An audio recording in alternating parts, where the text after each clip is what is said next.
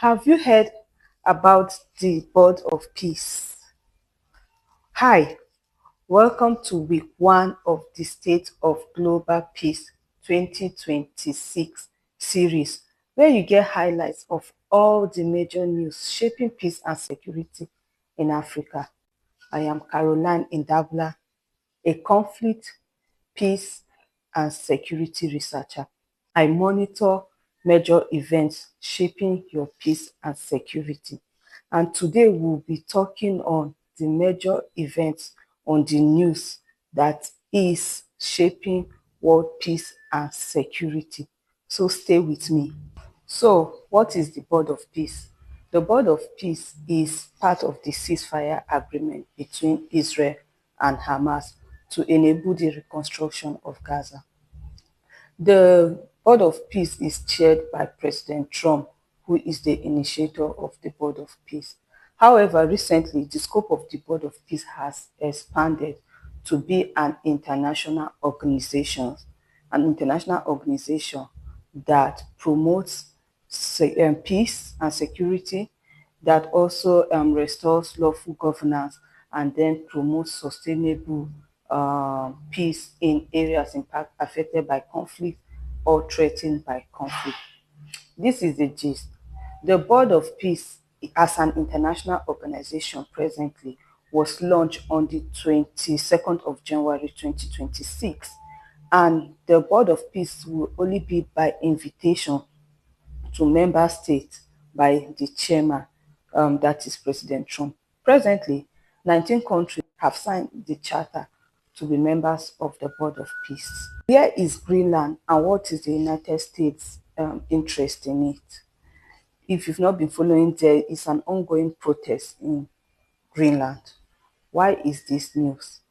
That is because the United States president has threatened that he's going to impose a 10% tariff on goods from NATO states like Finland, France, Germany, Switzerland, Denmark, among others NATO countries. And this tariff could increase up to 25% by July. Why would the United States president impose such tariff? According to him, the tariff will be imposed until an agreement is reached between these countries and the United States for the purchase of Greenland. If you don't know about Greenland, Greenland is an island in the Arctic. It is an autonomous country under the control of Denmark since World War II. However, its foreign policy, security, defense, and money are all under the control of Denmark. But why is the United States interested in Greenland? According to the president, Greenland is strategic to United States national security. Why? Because of its geostrategic location and because of its rare earth mineral deposits that, according to the president, is important for advanced technological development like AI and advanced military hardware. The Syrian government and the Syrian Democratic Force (SDF) have signed a 4-day ceasefire agreement.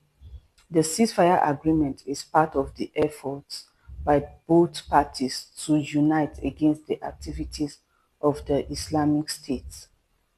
As part of this effort, the Syrian government has taken charge of the Al-Kahar prison, that housed members of ISIS, which was previously under the control of SDF.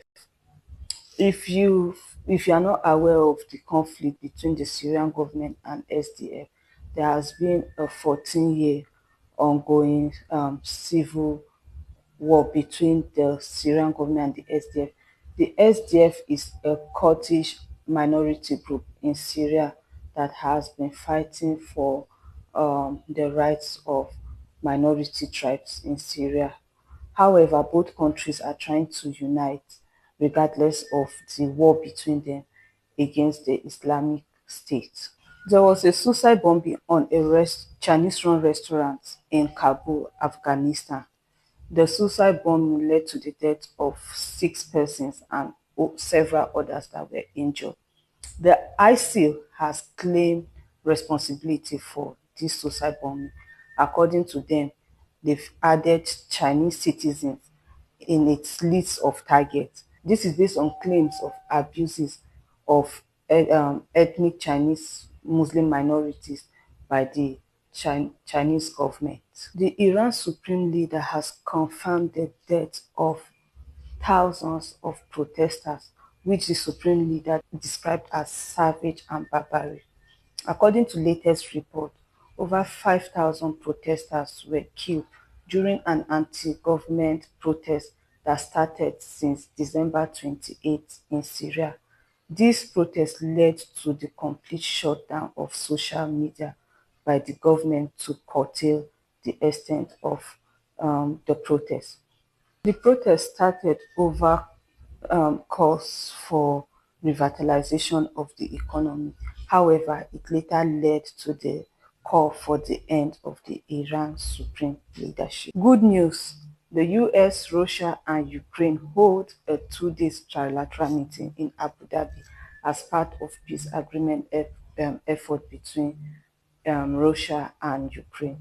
The meeting is meant to come up with agreement and compromises between both countries.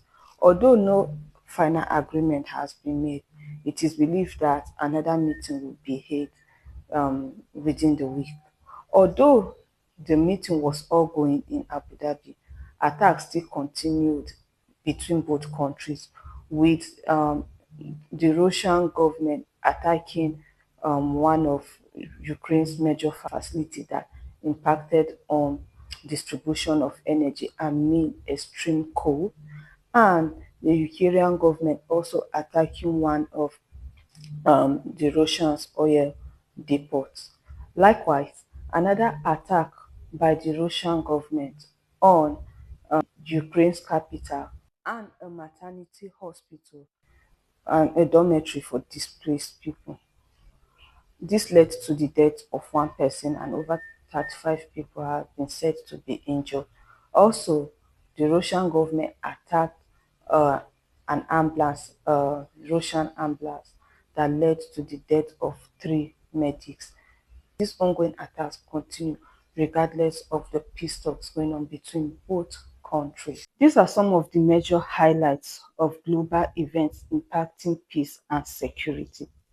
Click on the link to read more and have more details of other events that had occurred within this period. Join me again next week on the state of global peace.